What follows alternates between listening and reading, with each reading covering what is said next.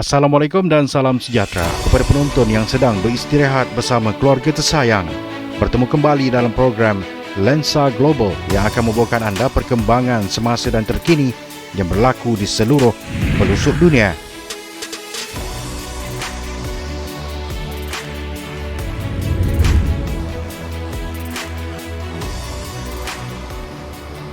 Enam orang maut dan 2 cedera selepas sebuah bas penumpang terbabas dari jambatan dan terjunam ke dalam sungai di barat laut Sepanyol, kata Perkhidmatan Kecemasan pada Ahad lalu. 2 mangsa yang terselamat iaitu pemandu berusia 63 tahun dan seorang penumpang wanita diselamatkan oleh anggota bomba dengan tali dan dibawa ke hospital berdekatan. Pemandu itu didapati negatif alkohol dan dadah, kata jurucakap polis kepada Reuters. Jurucakap itu menambah bahawa operasi mencari dan menyelamat di sekitar jambatan itu telah selesai, manakala jurutera sedang cuba mencari jalan untuk mengeluarkan bangkai bas dari sungai. Arus sungai yang deras dan aliran tinggi akibat hujan lebat yang melanda wilayah Galicia menghalang usaha untuk mengeluarkan mayat. Bas itu sedang dalam perjalanan antara bandar Lugo dan Vigo pada malam Sabtu dan berhenti di kawasan penjara berhampiran tempat kemalangan. Ia terbabas dari sebatang jalan lurus dan terjunam ke kedalaman sekurang-kurangnya 40 meter pada kira-kira 9.30 malam waktu tempatan. Pasukan penyelamat pada mulanya dihubungi orang ramai yang menyedari hadangan di jambatan itu telah rosak teruk. Mereka kemudian menerima panggilan kedua daripada mangsa dalam bas sebelum ia dipenuhi air. Sungai itu melimpah sepanjang malam, memaksa pekerja penyelamat menangguhkan operasi selama hampir 2 jam sebelum ia disambung semula pada waktu pagi. Presiden wilayah Galicia, Alfonso Rueda, berkata keadaan cuaca yang sangat buruk berkemungkinan menjadi punca kemalangan itu.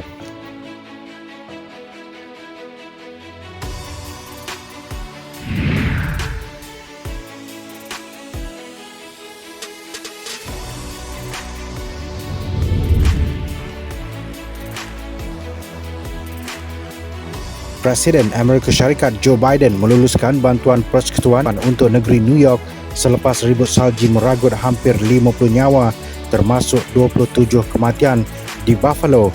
Kru keselamatan di New York pada Isnin bertungkus lumus menyelamatkan penduduk yang terperangkap daripada apa yang digambarkan pihak berkuasa ribut salji terburuk abad ini. Ia susulan ribut salji tanpa henti itu mengakibatkan 27 maut di negeri terbabit selain menjejaskan perjalanan pada perayaan Christmas.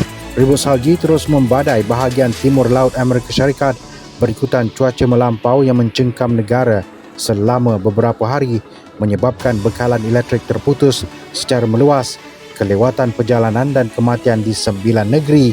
Di New York, pihak berkuasa menggambarkan keadaan sangat teruk terutama di Buffalo dengan ketiadaan bekalan elektrik berjam-jam. Mayat ditemui beku di dalam kenderaan dan di bawah tebing salji. Kaki tangan kecemasan terpaksa memeriksa dari satu ke satu kereta bagi mencari lebih ramai pemandu sama ada hidup atau mati. Keadaan ribut salji yang buruk, udara sejuk dan angin serta suhu di bawah sifar memaksa pembatalan lebih 15,000 penerbangan Amerika Syarikat dalam beberapa hari kebelakangan ini, termasuk sekurang-kurangnya 2,600 pada Isnin menurut laman penjejakan flightaware.com. Buffalo, sebuah bandar di Erie County yang tidak asing dengan cuaca musim sejuk melampau, menjadi pusat krisis selepas tertimbus di bawah pertimbunan salji yang mengejutkan. Beberapa bandar New York di barat dilanda salji setinggi 0.75 hingga 1 meter bermula malam Ahad. Dalam pada itu, Biden dan isteri Jill Biden, menurut kenyataan Rumah Putih, mereka merakamkan ucapan takziah kepada mangsa yang kehilangan ahli keluarga akibat ribut itu. Perkhidmatan Cuaca Kebangsaan meramalkan pertambahan 0.35 meter ketebalan permukaan salji menyebabkan bandar itu tertimbus salji dengan pegawai bergelut untuk mendapatkan perkhidmatan kecemasan kembali dalam talian. Berdasarkan ramalan ribut salji, kebanyakan kawasan sekitar Buffalo tidak dapat dilalui dan mengulangi gesaan supaya penduduk tidak keluar ke mana-mana.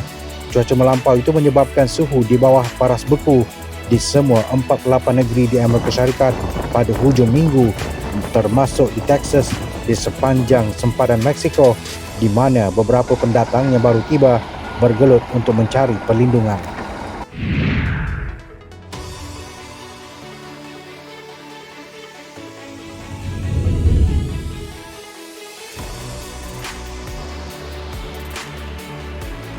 Seramai 232 lagi pelarian Rohingya tiba di pantai barat laut Indonesia sejak beberapa hari lalu selepas meninggalkan kamp pelarian di Bangladesh.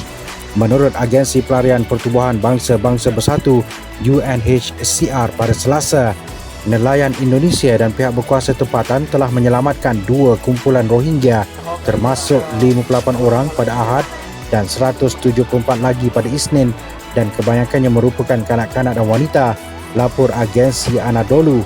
Ramai dalam kalangan mereka dipercayai terkandas sekurang-kurangnya sebulan sebelum diselamatkan. Kami mengalu-alukan tindakan kemanusiaan oleh masyarakat dan pihak berkuasa tempatan di Indonesia, kata wakil UNHCR di Indonesia, Anne Mayman, dalam satu kenyataan.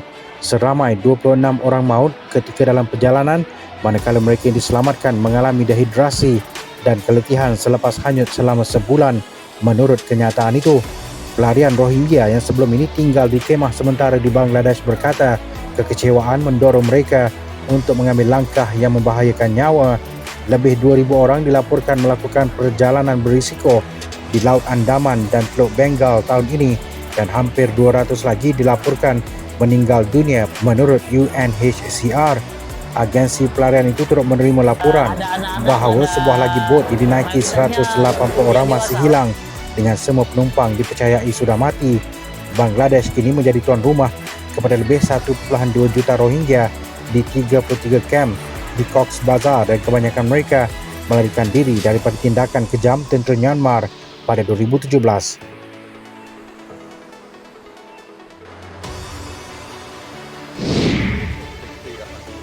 Sekurang-kurangnya 10 maut dalam kebakaran membabitkan sebuah hotel kasino di Kemboja berhampiran sempadan Thailand, kata polis pada Khamis.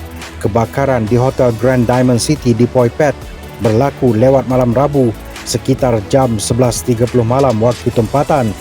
Menurut laporan awal pihak polis yang disaksikan wartawan, sekitar 10 orang maut dan 30 lagi cedera. Mangsa yang cedera dihantar ke hospital dekat wilayah Sa Kaeo, Thailand. Ketika kejadian, dipercayai sekitar 400 individu bekerja di kasino berkenaan. Media tempatan melaporkan warga asing turut berada dalam kasino berkenaan ketika kebakaran. Sumber Kementerian Luar Thailand memberitahu mereka memantau rapat kejadian itu dengan pihak berkuasa. Pihak berkuasa cuba untuk mengawal kebakaran termasuk mengerahkan truk bomba dari sebelah Thailand, katanya. Menceritakan keadaan ketika itu, seorang sukarelawan kumpulan penyelamat Thailand daripada Yayasan Ruam Katanyu berkata api bermula dari tingkat 1 dan kemudiannya merebak cepat sehingga menjilat keseluruhan bangunan. Grand Diamond City adalah antara beberapa hotel kasino yang selalu menjadi tempat berkumpul terletak di sepanjang sempadan Thailand Kemboja.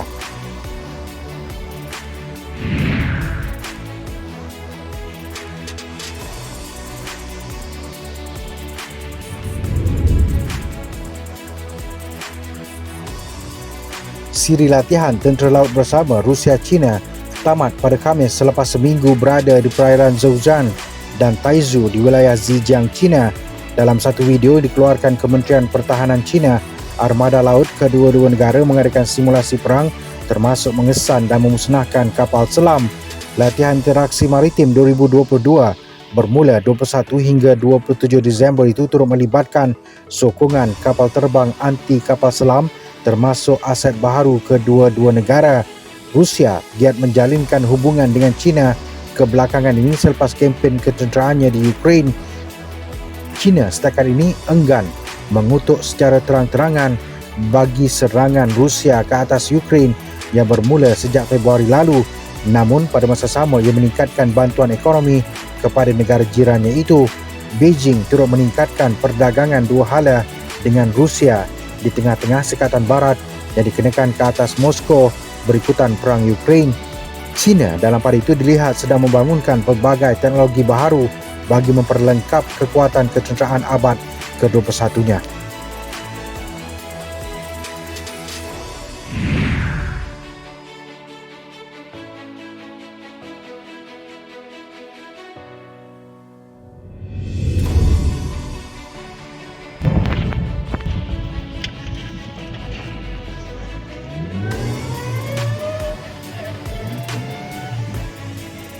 Sekurang-kurangnya 15 orang maut manakala 40 lagi cedera selepas sebuah lori tangki minyak meletup di Boksburg, sebuah bandar Afrika Selatan di timur Johannesburg pada Sabtu.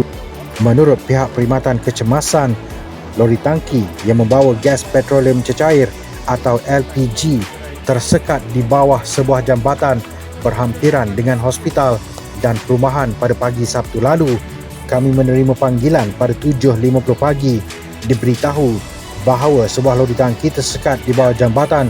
Anggota bomba dikerah untuk memadam kebakaran. Malangnya, lori tangki itu meletup, kata William Taladi, seorang jurucakap perkhidmatan kecemasan di wilayah itu kepada petugas media. Salah seorang mangsa yang tercedera merupakan pemandu telah dibawa ke hospital, katanya. Dia menambah jumlah kematian meningkat kepada 15 orang daripada laporan sebelumnya. Kira-kira separuh daripada mangsa yang cedera berada dalam keadaan serius, manakala 15 lagi cedera parah namun dalam keadaan stabil. Selain itu, 6 anggota bomba turut mengalami kecederaan ringan, kata Taladi. Video yang tular di media sosial menunjukkan berbola api besar keluar dari bawah jambatan, di mana lori tangki itu dilihat terlalu tinggi untuk melintasinya. Ia membawa kira-kira 60,000 liter gas LPG. Kebiasaannya digunakan untuk memasak dan dapur gas, dan lori itu membuat perjalanan dari tenggara negara itu.